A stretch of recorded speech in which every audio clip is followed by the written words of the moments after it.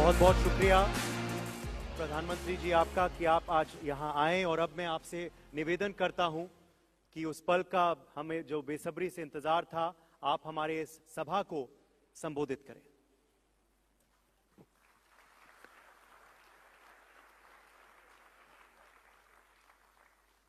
नमस्कार।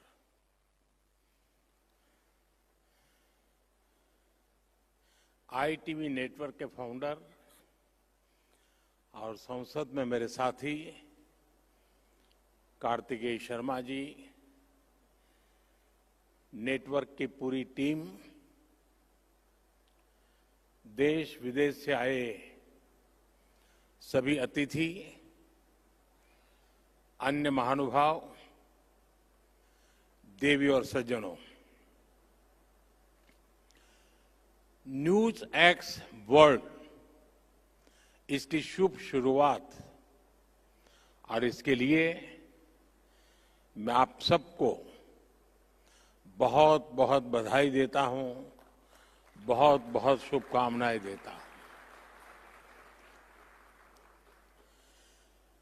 आपके नेटवर्क के हिंदी और इंग्लिश सहित तमाम रीजनल चैनल्स आज आप अब ग्लोबल हो रहे हैं और आज कई फेलोशिप्स और स्कॉलरशिप की भी शुरुआत हुई है। मैं इन कार्यक्रमों के लिए आप सभी को बहुत बहुत शुभकामनाएं देता हूं। साथियों, मैं पहले भी मीडिया के इस तरह के कार्यक्रमों में जाता रहा हूं, लेकिन आज मुझे लग रहा है कि आपने एक नया ट्रेंड सेट किया है।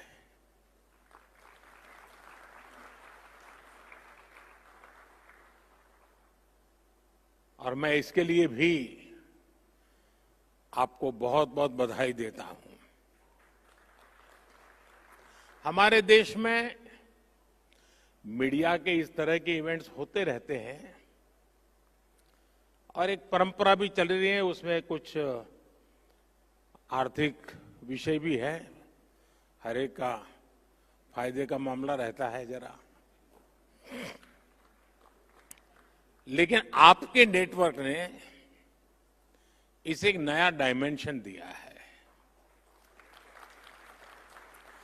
आपने लीक से हटकर एक नए मॉडल पर काम किया है।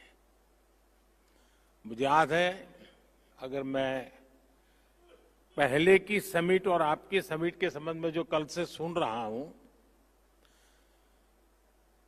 पहले जो समिट अलग अलग मीडिया हाउस ने की है वो नेता सेंट्रिक रही है।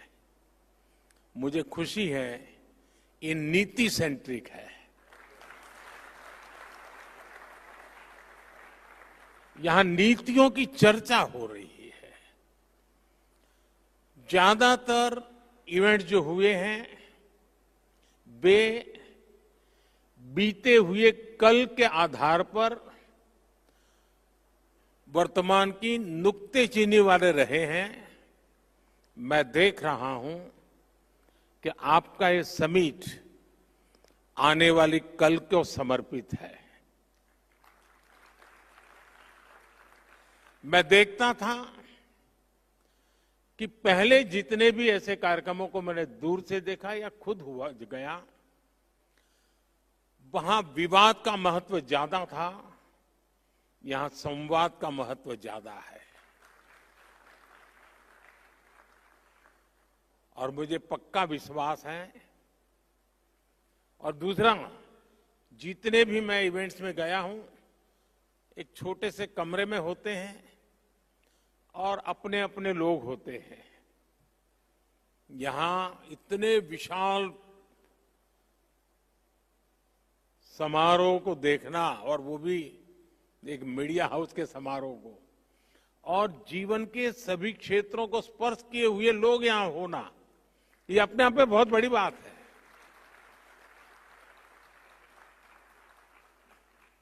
हो सकता है यहां से और मीडिया वालों को कोई मसाला नहीं मिलेगा,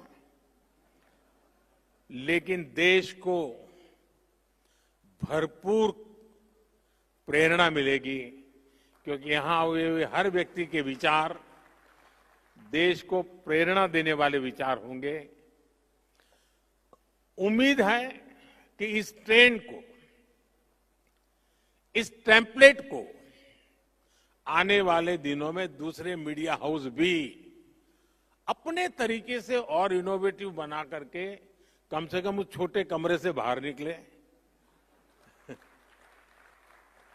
साथियों, 21वीं सदी के भारत पर आज पूरी दुनिया की नजर है। दुनिया भर के लोग भारत आना चाहते हैं, भारत को जानना चाहते हैं। आज भारत दुनिया का वो देश है जहां पॉजिटिव न्यूज लगातार क्रिएट हो रही है। न्यूज मैन्युफैक्चर नहीं करना पड़ रहा है।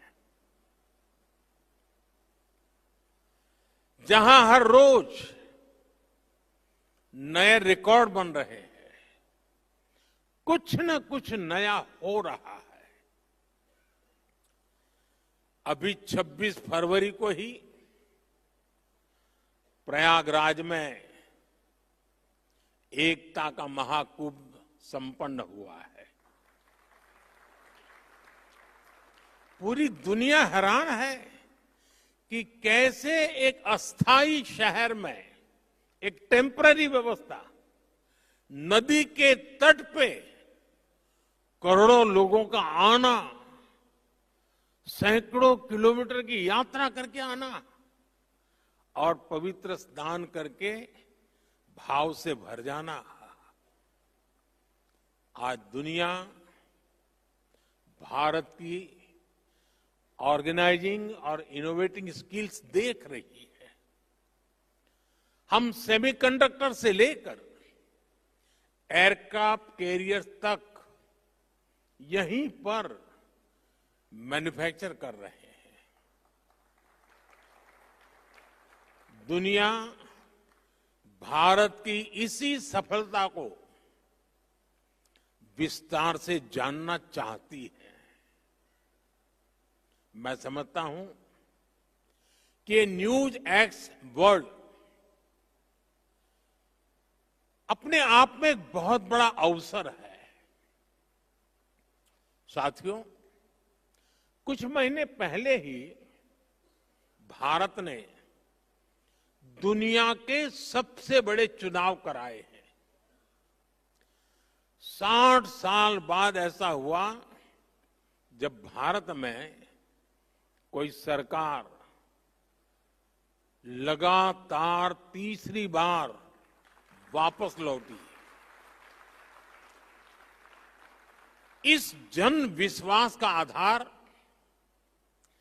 पिछले 11 साल में भारत की अनेकों उपलब्धियां हैं।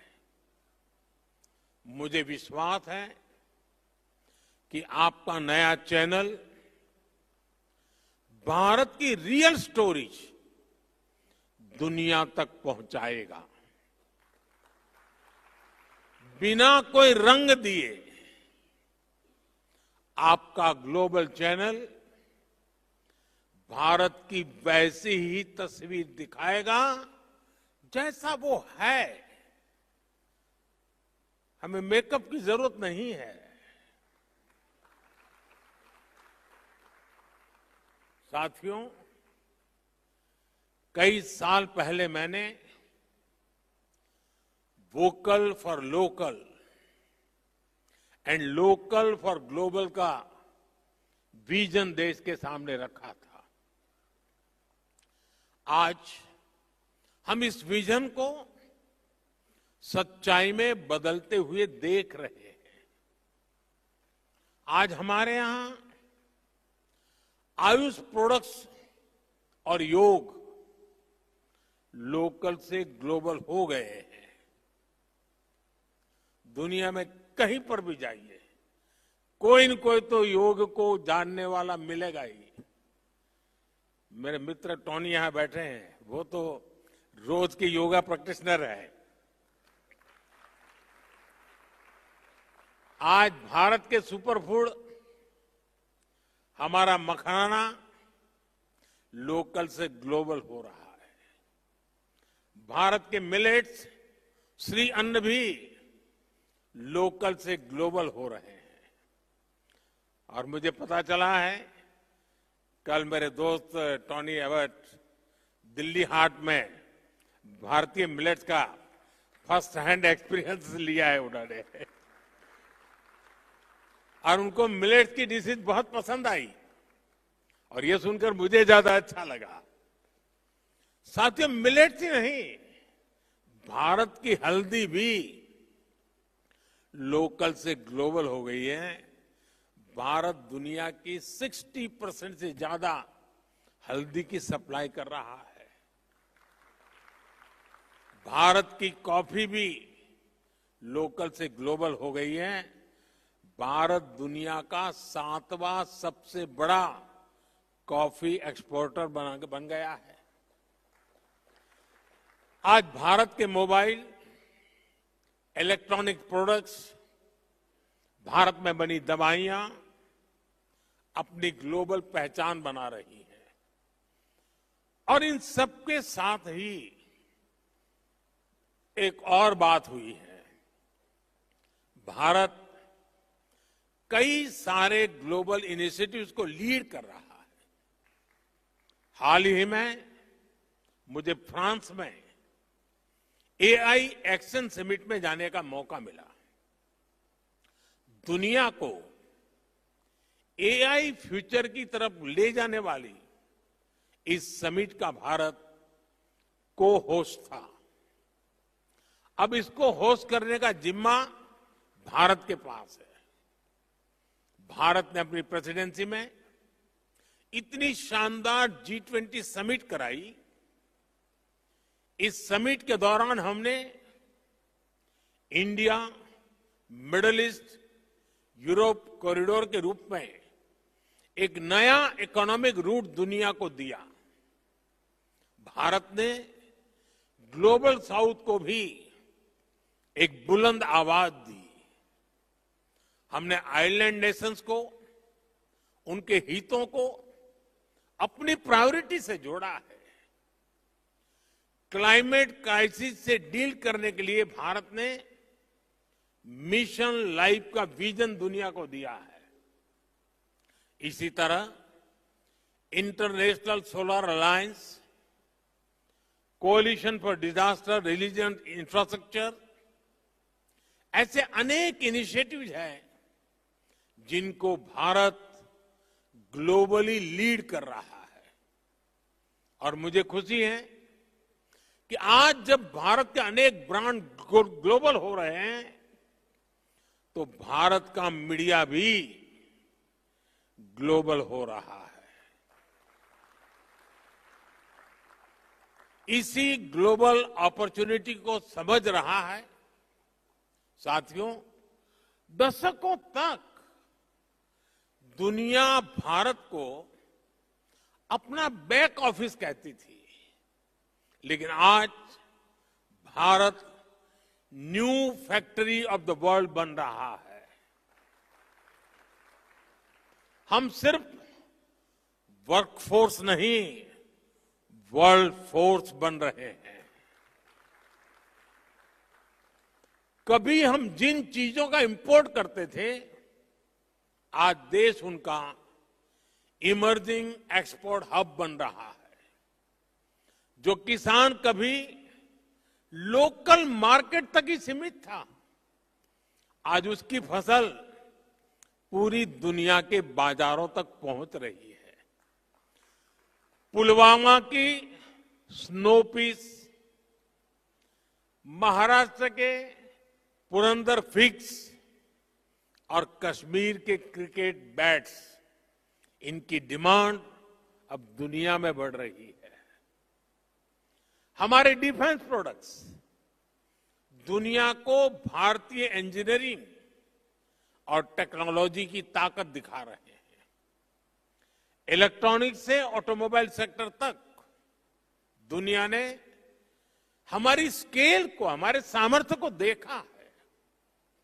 हम दुनिया को सिर्फ अपने प्रोडक्ट ही नहीं दे रहे, भारत ग्लोबल सप्लाई चेन में एक ट्रस्टेड और रिलायबल पार्टनर भी बन रहा है। साथियों, आज अगर हम बहुत सारे सेक्टर्स में लीडर बने हैं तो उसके पीछे बहुत सालों की सुविचारित मेहनत है। ये सिस्टमैटिक पॉलिसी डिसीजन से ही संभव हो पाया है। आप 10 साल की जर्नी देखिए, जहां कभी पुल अधूरे थे, सड़कें अटकी थी, आज वहां सपने नई रफ्तार से आगे बढ़ रहे हैं। अच्छी सड़कों से, शानदार एक्सप्रेस वे से ट्रेवल टाइम और कॉस्ट दोनों कम हुए हैं। इससे इंडस्ट्री को लॉजिस्टिक का टर्न अराउंड टाइम कम करने का अवसर मिला। इसका बहुत बड़ा फायदा हमारे ऑटोमोबाइल सेक्टर को मिला। इससे गाड़ियों की डिमांड बढ़ी। हमने गाड़ियों के ईवीज के प्रोडक्शन का एनकरेज किया। आज हम दुनिया के एक बड़े ऑटोमोबाइल प्रोड्यूसर और एक्सपोर्टर बनकर उभरे हैं। साथियों, ऐसा ही बदलाव इलेक्ट्रॉनिक्स मैन्युफैक्चरिंग में दिखा है। बीते दशक में 2.5 करोड़ से ज्यादा परिवारों तक पहली बार बिजली पहुंची। देश में बिजली की डिमांड बढ़ी, प्रोडक्शन बढ़ी, इससे इलेक्ट्रॉनिक इक्विपमेंट की डिमांड बढ़ी। हमने डेटा सस्ता किया तो मोबाइल फोन्स की डिमांड बढ़ी। ज्यादा से ज्यादा सर्विस मोबाइल फोन पर लेकर आए तो डिजिटल डिवाइसेज का कंजम्पशन और बढ़ा। इस डिमांड को अपॉर्चुनिटी में बदलकर हमने पीएलआई स्कीम्स जैसे प्रोग्राम शुरू किए। आज देखिए, भारत एक मेजर इलेक्ट्रॉनिक्स एक्सपोर्टर बन चुका है। साथियों, आज भारत बहुत बड़े टारगेट्स रख पा रहा है, उनको अचीव कर रहा है। तो इसके मूल में एक खास मंत्र है। ये मंत्र है मिनिमम गवर्नमेंट, मैक्सिमम गवर्नेंस। ये एफिशिएंट और इफेक्टिव गवर्नेंस का मंत्र है। यानी न सरकार का दखल, न सरकार का दबाव। मैं आपको एक दिलचस्प उदाहरण देता हूं। बीते एक दशक में हमने करीब 1,500 ऐसे कानूनों को खत्म किया है जो अपना महत्व खो चुके थे। 1,500 कानून खत्म करना बहुत बड़ी बात है।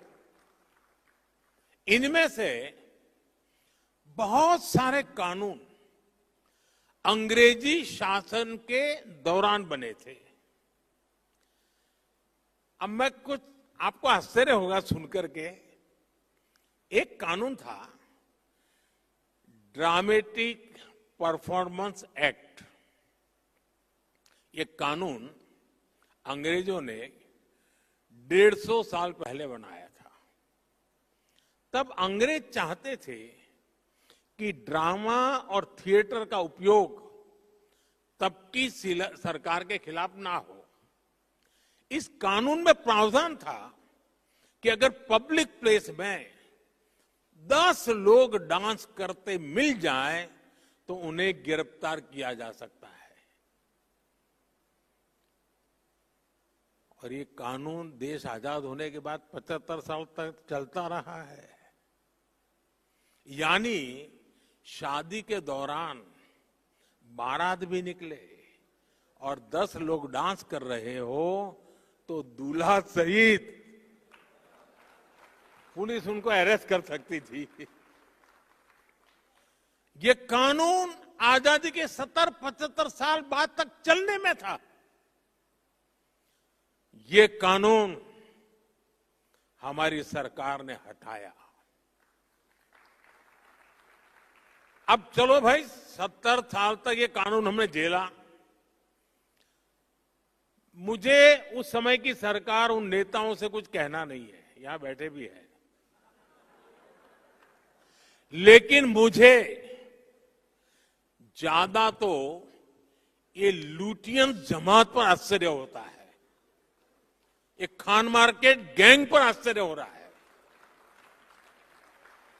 ये लोग 75 साल तक ऐसे कानून पर चुप क्यों थे? ये जो आए दिन कोर्ट जाते रहते हैं, पीआईएल के ठेकेदार बने फिरते हैं, ये लोग क्यों चुप थे? तब उनको लिबर्टी ध्यान नहीं आती थी क्या? अगर आज कोई सोचे मोदी ऐसा कानून बनाता तो क्या होता?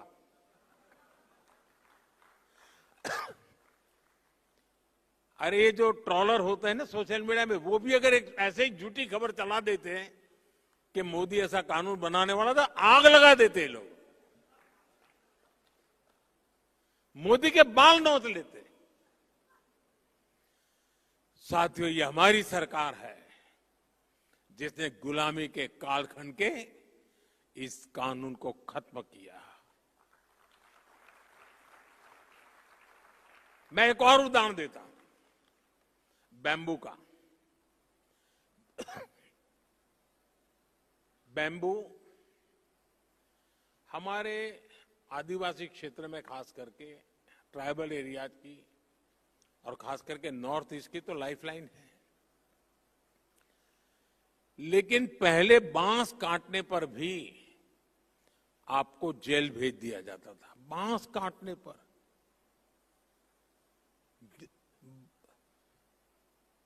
अब कानून क्यों बना? अब मुझे कोई भी, मैं आपसे पूछूं भाई, मैं अगर आपको पूछूं कि बांस ये वृक्ष है, ट्री है क्या? कोई मानेगा क्या ये ट्री है? कोई मानेगा ये वृक्ष है?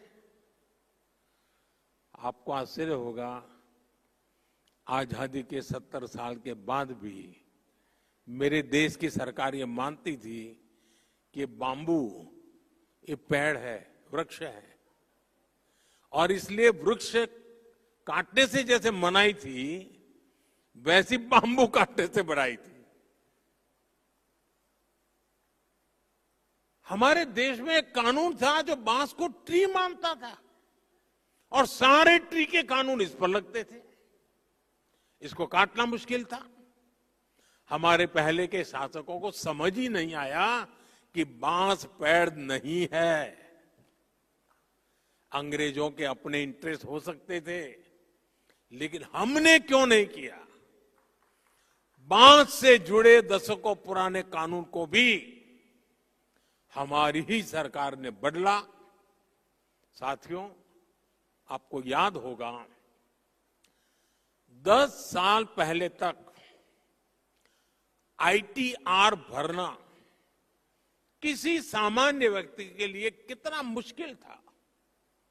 आज कुछ ही पलों में आप आईटीआर फाइल करते हैं और रिफंड भी कुछ ही दिनों में अकाउंट में सीधा जमा हो जाता है।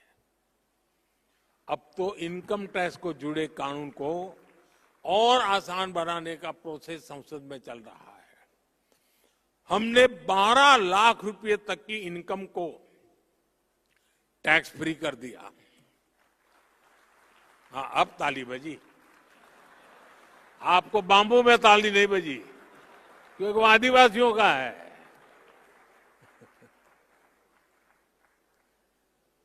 और इससे खास करके जो मीडिया कर्मी है, आप जैसे सैलरीड क्लास को बहुत ज्यादा फायदा होने वाला है। जो युवा अभी पहली दूसरी नौकरी कर रहे हैं, उनके एस्पिरेशन भी अलग होती है, उनके खर्चे भी अलग होते हैं। वो अपनी एस्पिरेशंस पूरी करें, उनकी सेविंग्स बढ़े, इसमें बजट ने बहुत मदद की है। हमारा मकसद यही है, देश के लोगों को ईज ऑफ लिविंग दो, ईज ऑफ डूइंग बिजनेस दो, उड़ने के लिए खुला आसमान दो। आज देखिए, जियो स्पेशल डेटा का फायदा कितने सारे स्टार्टअप्स उठा रहे हैं। पहले अगर किसी को मैप बनाना होता था तो सरकार की परमिशन लेनी पड़ती थी। हमने इसको बदला और आज हमारे स्टार्टअप्स, प्राइवेट कंपनियां इस डेटा का बेहतरीन उपयोग कर रही हैं। साथियों, दुनिया को जीरो का कंसेप्ट देने वाला भारत आज इन्फिनिट इनोवेशंस की धरती बन रहा है। आज भारत सिर्फ इनोवेट ही नहीं कर रहा, बल्कि इंडोवेट भी कर रहा है। और जब मैं इंडोवेट कह रहा हूं तो इसका मतलब है इनोवेटिंग द इंडियन वे। इंडोवेशन से हम ऐसे सॉल्यूशंस बना रहे हैं जो अफोर्डेबल हो, एक्सेसिबल हो, एडेप्टेबल हो। हमने इन सॉल्यूशंस की गेट कीपिंग नहीं की है, बल्कि इन्हें पूरी दुनिया को ऑफर कर दिया है। जब दुनिया एक सिक्योर और cost effective digital payment system चाहती थी, हमने यूपीआई की व्यवस्था बनाई। मैं प्रोफेसर कार्लोस मोंटेस को सुन रहा था, वो यूपीआई जैसी टेक्नोलॉजी के पीपल फ्रेंडली स्वरूप से काफी प्रभावित दिखे। आज फ्रांस, यूएई, सिंगापुर जैसे देश यूपीआई को अपने फाइनेंशियल इकोसिस्टम में इंटीग्रेट कर रहे हैं। आज हमारे digital public infrastructure India stack से जुड़ने के लिए दुनिया के कई देश एग्रीमेंट्स कर रहे हैं। कोविड पैंडेमिक में हमारी वैक्सीन ने दुनिया को भारत के क्वालिटी हेल्थ केयर सॉल्यूशंस का मॉडल दिखाया। हमने आरोग्य सेतु ऐप को भी ओपन सोर्स किया ताकि दुनिया को इसका लाभ मिले। भारत स्पेस की एक बड़ी पावर है। हम दूसरे देशों की स्पेस एस्पिरेशन को अचीव करने में भी मदद कर रहे हैं। Bharat AI for public good पर भी काम कर रहा है और अपना एक्सपीरियंस, अपने एक्सपर्टाइज दुनिया के साथ भी शेयर कर रहा है। साथियों, आईटीबी नेटवर्क ने आज बहुत सारी फेलोशिप शुरू की है। भारत का युवा विकसित भारत का सबसे बड़ा लाभार्थी है और सबसे बड़ा स्टेक होल्डर भी है। इसलिए भारत का युवा हमारी बहुत बड़ी प्राथमिकता है। नेशनल एजुकेशन पॉलिसी ने बच्चों को किताबों से आगे, कहीं और आगे बढ़कर सोचने का अवसर दिया है।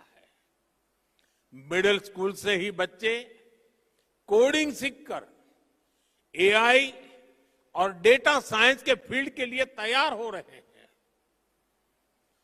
अटल टिंकरिंग लैब्स बच्चों को इमर्जिंग टेक्नोलॉजीज का हैंड्स ऑन एक्सपीरियंस दे रही है।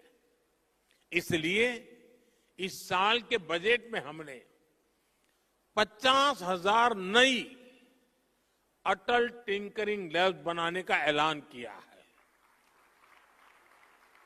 साथियों, न्यूज की दुनिया में आप लोग अलग अलग एजेंसियों का सब्सक्रिप्शन लेते हैं।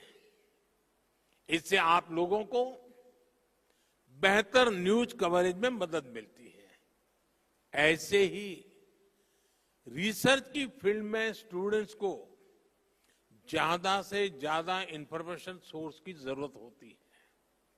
इसके लिए पहले उन्हें महंगे दामों पर अलग अलग जर्नल्स सब्सक्रिप्शन लेने होते थे, खुद को पैसे खर्च करने पड़ते थे। हमारी सरकार ने सभी रिसर्चर्स को इस चिंता से भी मुक्त कर दिया है।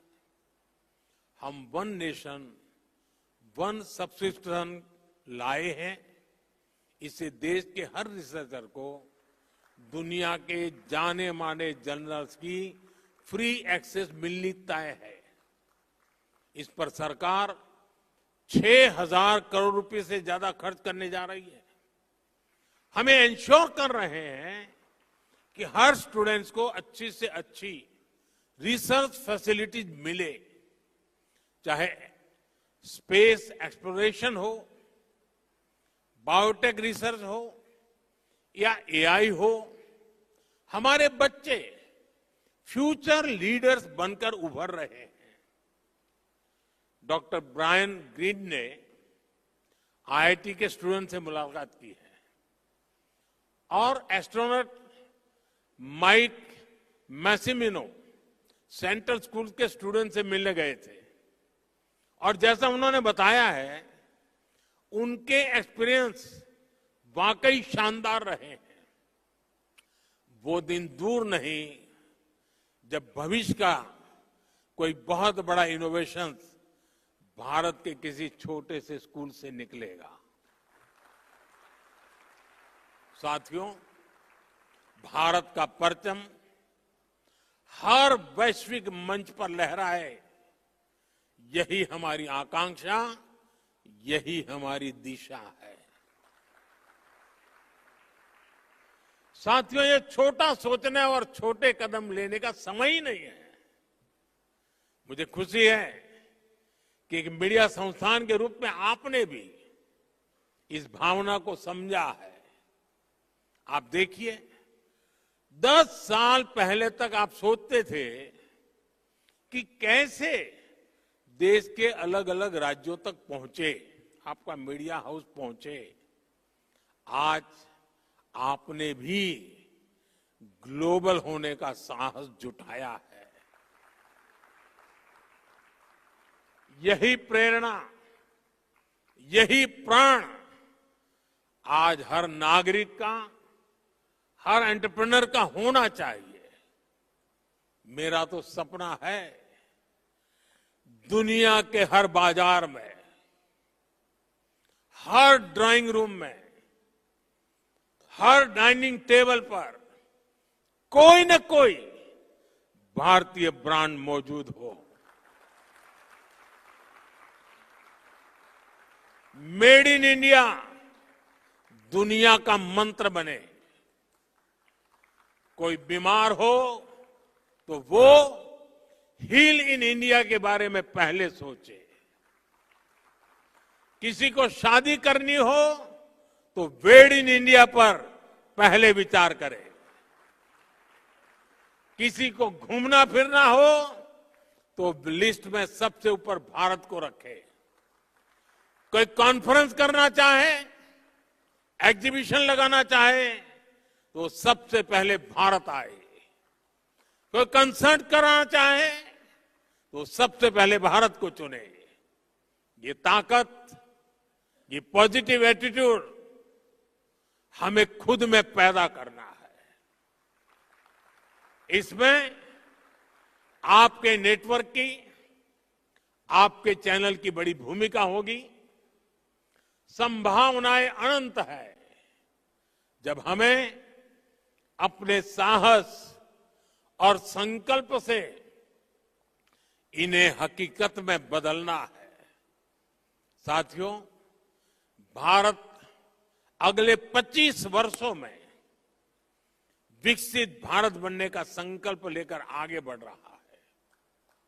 आप भी एक मीडिया हाउस के रूप में खुद को वर्ल्ड स्टेज पर लेकर आए, ऐसा संकल्प लेकर के आगे बढ़े।